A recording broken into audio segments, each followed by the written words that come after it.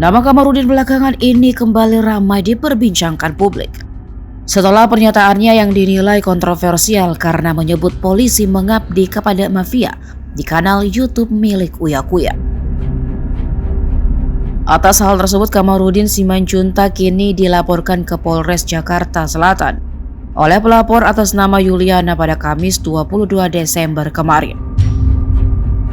Mendengar dirinya dilaporkan, Kamarudin pun bereaksi.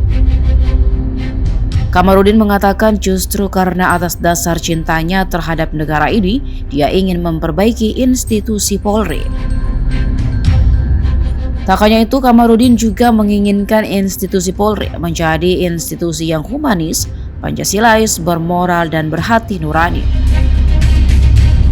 Maka dari itu dia mengaku tidak takut ketika ada yang melaporkannya.